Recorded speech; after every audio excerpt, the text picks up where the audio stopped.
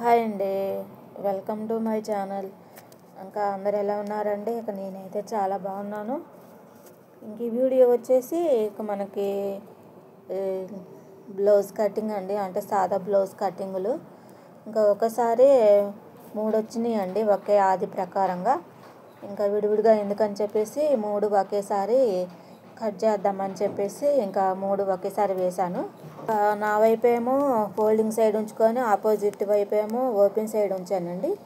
ఇంకా స్కేల్ తోటి ఏంటంటే ఇక మనకి హెమ్మింగ్కి అని చెప్పేసి 1 ఇంచ్ అనేది మార్కింగ్ అనేది వేశానండి. ఇంకా ఖర్చుతో కాకుండా అనమాట, ఇంకా ఖర్చుతో కలిపే మనకి 1 ఇంచ్ కాడికి మార్కింగ్ అనేది వేశాను.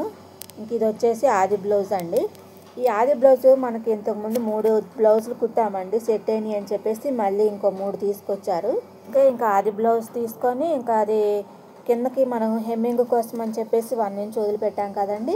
ఇంకా ఆది బ్లౌజు ప్రకారంగానే ఫోల్డింగ్ అనేది చూపించాను కదండి. 2 ఫోల్డింగ్ మీద ఇక మనకి నడుము కాడ ఒక మార్కింగు, అలాగే నెక్ కాడ ఒక మార్కింగు, ఇంకా బ్లౌజ్ లెంత్ కాడ మనకి షోల్డర్ కాడ ఒక మార్కింగ్ అనేది వేశానండి. అలాగే టెస్ట్ కాడ కూడా మార్కింగ్ అనేది వేశాను. అంటే బ్లౌజ్ అనేది లాగకుండా అది సేమ్ ఎలా ఉందో అలాగే మనకి మార్కింగ్లు వేసుకోవాలండి. ఇక నడుము కొలుచుకుంటే 9.5 ఇంచెస్ ఉందండి. ఇక దానికి 1 ఇంచు మళ్ళీ ఖర్చుకి 1.5 ఇంచెస్ డాట్స్కి. ఇంకా మనకి టెస్ట్ కార్డ్ కూడా సరిపోయిందండి. ఇప్పుడు నడుము కాడ 10.5 ఇంచెస్ తీసుకుంటే మనకి టెస్ట్కి కూడా అంతే పెట్టుకోవాలండి. ఓకే, ఇంక ఈ విధంగా అయితే టెస్ట్కి కూడా మార్కింగ్ అనేది వేశాను.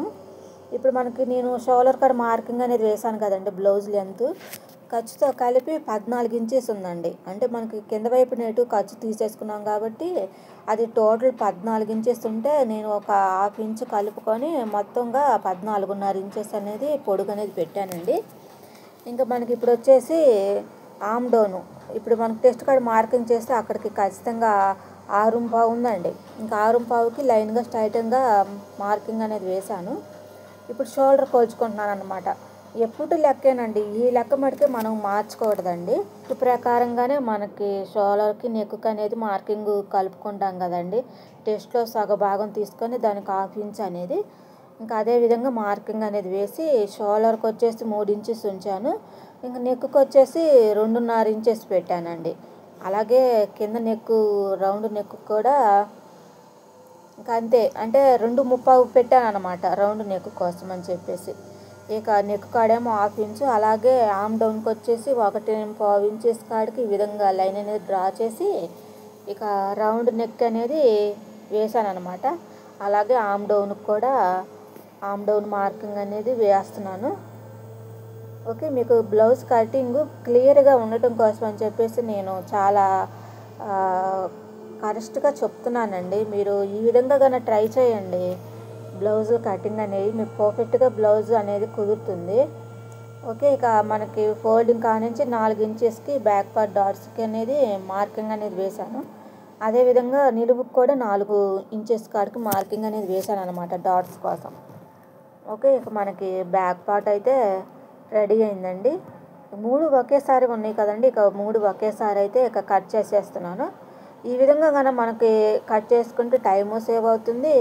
మనకి ఇంకా ఈ విధంగా కటింగ్ చేస్తే కనుక మనకి ఎక్స్పీరియన్స్ కూడా వస్తుందండి, కొత్తగా నేర్చుకున్న వాళ్ళకైతే మట్టుకి. ఓకే, ఇంక ఈ విధంగా అయితే బ్యాక్ పార్ట్ రెడీ అయింది కదా. నెక్ కట్ చేసుకున్నాను. అదేవిధంగా ఆమ్ డౌన్ వైపు కూడా కట్ చేస్తున్నానండి. అసలు ఒకప్పుడు నేను నేర్చుకునేటప్పుడు అయితే అసలు ఇంత మనకు యూట్యూబ్లో చూపిస్తున్నంత ఈజీగా అయితే అప్పుడు లేదండి. అప్పుడు యూట్యూబ్ ఛానల్స్ తెలిసేది కూడా కాదు. వీడియోస్ అవి బ్లౌజులు కటింగ్లు స్టిచ్చింగ్లు ఉంటాయని నేను నేర్చుకునేటప్పుడు. అప్పుడు ఏంటంటే డబ్బులు ఇచ్చి బయటకు వెళ్ళి నేర్చుకోవాల్సి వచ్చేది. ఇప్పుడు మనకి ఏంటంటే చాలా వాటికి ఫోన్లోనే యూట్యూబ్లోనే చూసి మనకి టైలరింగ్ అనేది నేర్చుకుంటున్నారు. ఓకే, ఇంట్లో ఉండి చాలా ఈజీగా నేర్చుకోవచ్చు అండి. ఓకే, ఇక మనకి బ్యాక్ పార్ట్ అయితే రెడీ అయింది కదా. ఇప్పుడు నేను వచ్చేసి షేప్ బెల్ట్ కట్ చేస్తున్నాను అనమాట. ఇంకా షేప్ బెల్ట్ ఏంటంటే మనకి ఇదిగో చూసారా, ఒక అంచేమో పెద్దగా, ఒక అంచేమో సమానంగా లేవు అనమాట. అంటే హెచ్చు తగ్గులుగా వచ్చినాయి 3. ఇప్పుడు అవన్నీ మనకి సరి చేసుకుంటా ఉంటుంటే మళ్ళీ ఫ్రంట్ పార్ట్కి వచ్చేటప్పటికే బ్లౌజ్ కటింగ్ అనేది తేడా వస్తుందని చెప్పేసి నేను ఆ 3 లైనింగుల్ని సమానంగా చూసుకొని ఫోల్డింగ్ అనేది చేసి స్కేల్ తోటి ఈ విధంగా లైన్ అనేది డ్రా చేస్తున్నానండి. ఓకే, మనకి కింద అంచులు సమానంగా వచ్చినాయి కానీ ఈ ఫోల్డింగ్లు చూసారా ఇక హెచ్చు తగ్గులుగా వచ్చినాయి. అందుకని చెప్పేసి మనం అలాగా షేప్ బెల్ట్ అనేది కట్ చేసుకోకూడదు కదండి. ఎందుకంటే షేప్ బెల్ట్ అనేది మనకి పర్ఫెక్ట్గా రాదు కాబట్టి అందుకని చెప్పి నేను ఆ హెచ్చు తగ్గులు అనేవి అన్నీ ఫోల్డింగ్ చేసి స్కేల్ తోటి అనేది లైన్ డ్రా చేసి ఇంక ఈ విధంగా ఆది బ్లౌజ్ ప్రకారంగా ఖర్చుతో కలిపి నేను మార్కింగ్ అనేది వేసుకుంటున్నాను ముందుగా అయితే ఆది బ్లౌజ్ ప్రకారంగా. తర్వాత నేను మళ్ళీ టేప్తో కొలుస్తున్నానండి. చూడండి, ఇంకా సైడ్ వైపునేమో 2.30 ఉంది, ఇంకా ఉక్సు పట్టి కాళ్ళేమో 3 ఇంచెస్ ఉంది. ఇంక మనకి మెయిన్ డోర్స్ కాడికి వచ్చేసి నేను 2.30కి మార్కింగ్ అనేది వేసానండి. ఇక మనకి మార్కింగ్ల ప్రకారంగా ఈ విధంగా కర్వ్ షేప్ వచ్చేలాగా ఈ విధంగా క్రాస్గా లైన్ అనేది డ్రా చేసుకోవాలి. ఓకే, ఇప్పుడు మనం ఎటు మార్కింగ్ వేసాం కదండి, ఆ మార్కింగ్ల ప్రకారంగా మనకి క్రాస్గా అనేది లైన్ డ్రా చేసుకోవాలి. ఓకే, చూసారా ఇది నేను చూపిస్తున్నాను చూడండి, అడుగు పక్కది మనకి దాని లెక్క ప్రకారంగా నేను మార్కింగ్ అనేది వేసాను అనమాట. ఓకే, ఇప్పుడు మనకి ఇలా ఈ విధంగా కట్ చేసుకోవాలి అనుకుంటే ఇట్లా హెచ్చు తగ్గులు వస్తే మటుకి ఈ విధంగా అయితే మటుకి కట్ చేసుకోండి, చాలా ఈజీగా ఉంటుంది. ఇంక లేదంటే 3 క్లాతులు మళ్ళీ సమానంగా చేసుకుంటే ఇక ఫ్రంట్ పార్ట్ కాడికి వచ్చేటప్పటికి మళ్ళీ తేడా వచ్చేస్తుంది అనమాట. ఇక ఇదనుకో చాలా ఈజీగా ఉంటుందండి. ఓకే, మనకి షేప్ బెల్ట్ కూడా రెడీ అయిందండి. ఓకే, ఇంక నేను వీటికి ఉక్సు పట్టి కాజా పట్టి వైపున మనకి ఏ విధంగా అయితే ప్లేస్ మార్కింగ్ అనేది వేస్తానో ఇంకా అదే విధంగా మూడింటికి కూడా ఈ విధంగా మార్కింగ్ అయితే వేస్తున్నానండి. ఓకే, ఇంక వీడియో కనుక నచ్చితే ప్లీజ్ లైక్ చేయండి, షేర్ చేయండి, మన ఛానల్ని అయితే సపోర్ట్ చేయండి. ఓకే, ఇంకా మనకి షేప్ బెల్టులు కూడా 3 కూడా రెడీ అయినాయండి. ఇక మనకి బ్యాక్ పార్ట్ కట్ చేసుకున్నాం కదండి, వాటిలో నుంచి ఒకటి అయితే బ్యాక్ పార్ట్ పీస్ అనేది తీసుకొని ఇంక మనకి ఫ్రంట్ పార్ట్కి అనేది కట్ చేసుకుంటున్నానండి. ఓకే, ఇంక ఈ విధంగా అయితే మనకి పెట్టేసుకొని నేను 1 ఇంచ్ అనేది మనకి హెమ్మింగ్ కోసం అని చెప్పేసి 1 ఇంచ్ అనేది వదిలేను కదండి, ఆ 1 ఇంచ్ని మనకి లెక్కలోకి తీసుకోకూడదండి. దాన్ని ఈ విధంగా అయితే ఫోల్డింగ్ చేస్తున్నాను. ఓకే, ఇంక ఫోల్డింగ్ చేసి ఇంకా అది ఎలా ఉందో అలా మార్కింగ్ అనేది వేసుకోవాలండి. అంటే ఇప్పుడు మళ్ళీ నేను ఇంకో ఫోల్డింగ్ వేస్తానంటే ఏంది 2 ఫోల్డింగ్ లాగా మీకు అనిపించవచ్చు, అందుకని చెప్పి ఆ 1 ఇంచ్ మట్టుకే నేను ఫోల్డింగ్ చేశాను. ఇంక మళ్ళీ అది ఎలా ఉందో అలాగా మార్కింగ్ అనేది నెక్ కాడ, అలాగే ఉక్స్ పట్టి కాజా పట్టి వైపున ఆమ్ డౌన్ వైపు ఇంకా అది ఎలా ఉందో అలా మార్కింగ్ అనేది వేశానండి. ఓకే, ఇది ఎప్పుడు నేను గోరుతోటి ప్లేస్ చేస్తానండి ఆమ్ డౌన్ కాడ. ఈసారి 3 ఉన్నాయి కాబట్టి నేను కత్తిరితోటి రఫ్ చేశానండి. ఇంకా ఈ విధంగా అయితే మార్కింగ్లు అనేవి అంటే ఇప్పుడు మనకి ఆమ్ డౌన్ వైపు మనకి ఒకే ఆది ప్రకారం కట్ చేసినా కాకపోతే మనకి మార్కింగ్ అనేది ఉంటే బాగుంటుంది కదండి. అందుకని చెప్పేసి నేను మార్కింగ్ అయితే అలా వేస్తున్నాను. అవసరమైతే ఉండదండి, ఎందుకంటే ఇప్పుడు మనం పై పార్ట్ ప్రకారంగానే మొత్తం ఒకే కటింగ్లో వస్తాయి కదా. కాకపోతే ఏంటంటే మార్కింగ్ అనేది మనం అట్లా పెట్టుకోవాలండి, దేనికైనా సరే మనం లెక్కగానే కటింగ్ అనేది ఉండాలండి. ఇంకా అందుకని చెప్పేసి ఇంకా ఆ విధంగా అయితే ఇక మార్కింగ్ అనేది వేసాను అనమాట. చూసారా, ఇంకా మార్కింగ్ ప్రకారంగా ఇక కామ్ డౌన్కి అయితే ఈ విధంగా స్కేల్తో లైన్ అనేది డ్రా చేసి ఇంకా 1/2 ఇంచ్ అనేది మనకి ఆమ్ డౌన్ కర్వ్ అనేది ఈ విధంగా మార్కింగ్ అనేది వేసానండి.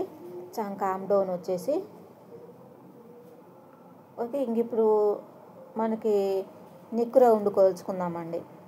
ఓకే, ఇంకా మనం ఆది బ్లౌజ్ అనేది తీసుకొని మనకి షోల్డర్ కాడ ఈ విధంగా ఒక మార్కింగ్ అనేది వేసుకొని ఇంక మనం నెక్ రౌండ్ అనేది కొలుచుకుందామండి.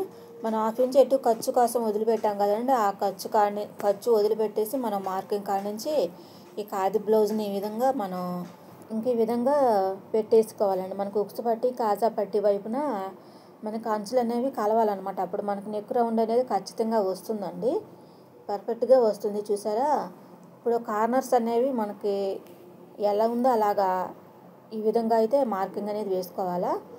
ఇంకా నేను షేప్ బెల్ట్ కాడికి ఒక మార్కింగ్ అనేది వేసానండి. ఇప్పుడు నేను వేస్తున్న మార్కింగ్ ఏంటంటే నేను షేప్ బెల్ట్ మార్కింగ్ అనేది వేయలేదండి ఇందాక, అందుకని చెప్పి షేప్ బెల్ట్ ద్వారా మనకి 2 ఇంచెస్ అనేది మార్కింగ్ వేసుకున్నాను. ఇంక ఇప్పుడు మనకు ఉక్సు పట్టి కాజా పట్టీకి మనం ఖర్చు అనేది వదలలేదు కదండి. ఆ ఖర్చు కోసం అని చెప్పేసి 1.5 ఇంచ్ అనేది మార్కింగ్ ఎక్స్ట్రా వేశాను. మళ్ళీ కింద డాట్స్ కాడికి షేపు బెల్ట్ కోసం అని చెప్పేసి 1 ఇంచ్ అనేది మార్కింగ్ చేశాను. ఇంక ఇప్పుడు ఇవి వచ్చేసి మెయిన్ డాట్స్ అనమాట. మెయిన్ డాట్స్ కాడికి వచ్చేటప్పటికే 2.5 ఇంచెస్కి మార్కింగ్ చేశాను. మెయిన్ డాట్స్కి వచ్చేసరికి 2 ఇంచెస్కి మార్కింగ్ చేశానండి. ఇంకా మనకి ఉక్సు పట్టి కాజా పట్టి వైపునేమో అది ఎలా ఉందో ఆ విధంగా సగానికి ఫోల్డింగ్ చేసి టేపుని 6 ఇంచెస్ ఉందనుకోండి 3 ఇంచెస్కి మార్కింగ్ అనేది వేసుకోవాలి సెంటర్కి. ఆ విధంగా మార్కింగ్ అనేది వేశాను.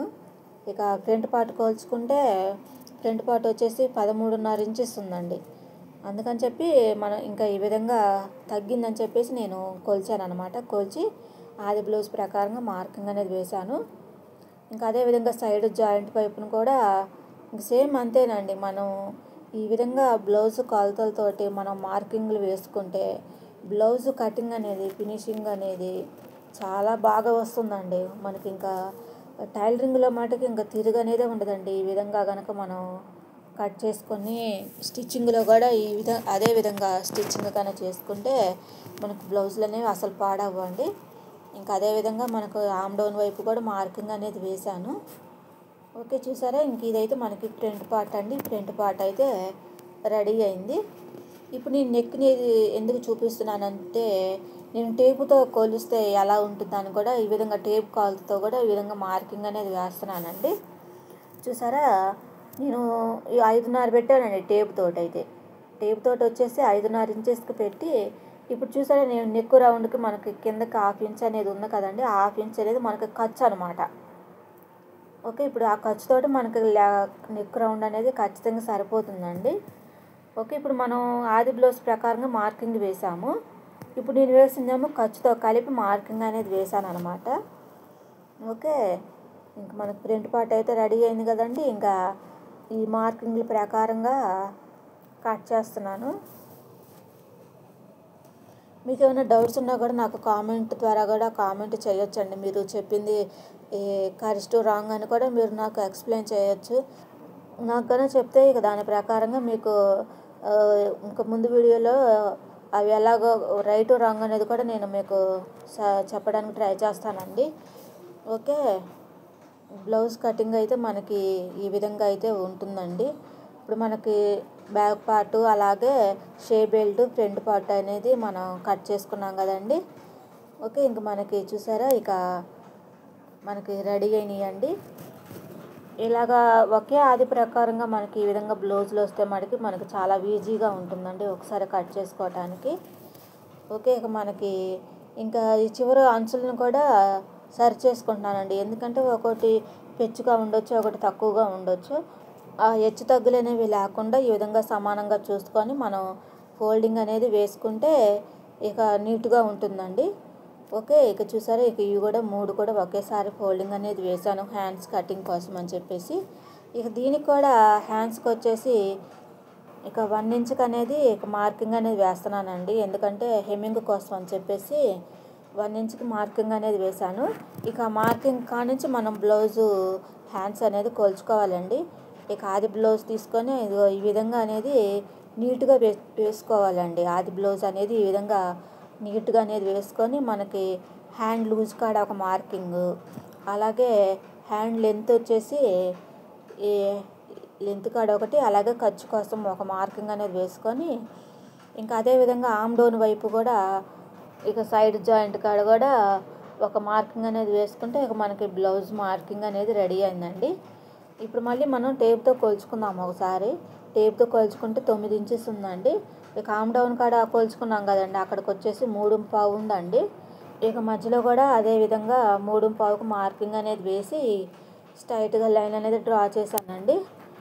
ఓకే, ఇంకా ఇప్పుడు మనకి లెంత్కి కూడా మార్కింగ్ అనేది వేశాను. హ్యాండ్ లూజ్ వచ్చేసి 7 ఇంచెస్ ఉందండి. ఇంకా చంక ఆమ్ డౌన్ వచ్చేసి 9 ఇంచెస్ ఉందండి. ఇక 9 ఇంచెస్ కాడికి మార్కింగ్ అనేది వేశాను. అంటే మనం ఇప్పుడు ఆది బ్లౌజ్ ప్రకారంగా మార్కింగ్ అనేది వేసాం కదండి, ఆ మార్కింగ్లకి కొలిస్తే ఈ విధంగా మనకి కొలత అనేది ఉందండి. ఓకే, ఇంకా హ్యాండ్స్ అయితే మనకి డ్రా చేశాను కదండి. ఇక దానికి 1.5 ఇంచెస్ కాడికి మార్కింగ్ చేసి సెంటర్లో మళ్ళీ ఒక మార్కింగ్ చేసి హ్యాండ్స్ కర్వ్ అనేది డ్రా చేస్తున్నానండి. ఎందుకంటే దీనికి జాయింట్ అనేది పడట్లేదండి. క్లాత్ బాగా మీటర్న్నర దాకా ఉంది. ఓకే, అందుకని చెప్పేసి నేను హెమ్మింగ్ కూడా ఈ క్లాతే వేశానండి. అంటే పెద్ద పన్నాలాగా ఉంది, అందుకని హ్యాండ్స్కి అనేది జాయింట్ అయితే పడలేదండి. ఓకే, అదే అన్నిటికీ పడవండి. మనం తెచ్చుకున్న క్లాత్ని బట్టి సైజులను, బ్లౌజ్ సైజులను బట్టి మనకి హ్యాండ్స్ జాయింట్లు అనేవి పడతాయి. ఓకే, ఇంక ఈ విధంగా అయితే హ్యాండ్స్ కట్ చేసుకున్నాం కదండి. ఇప్పుడు ఇక షోల్డర్ కాడ ఒక కట్స్ అనేది పెట్టి ఇంక మనం ఇటు హ్యాండ్స్కి ఈ విధంగా అయితే కరువు తీసాం కదండి. ఆ కరువుని, హ్యాండ్స్ కరువుని కట్ చేస్తున్నాను. చూసారా మనకి హ్యాండ్స్ కర్వ్ అనేది ఎంత పర్ఫెక్ట్గా వచ్చిందో చూసారా. ఇంకైతే సైడ్ వైపు జాయింట్ కాడ అయితే నేను కట్స్ అనేది పెట్టానండి. ఎక్కువ మనకి రెడీ అయినాయండి. బ్యాక్ పార్ట్, అలాగే ఫ్రంట్ పార్ట్, హ్యాండ్స్, అలాగే షే బెల్ట్లు అన్నీ మనకి ఈ విధంగా రెడీ అయినాయండి. ఇక వీడియో కనుక నచ్చితే లైక్ చేయండి, షేర్ చేయండి. మన ఛానల్ని ప్లీజ్ సబ్స్క్రైబ్ చేసుకోండి, సపోర్ట్ చేయండి.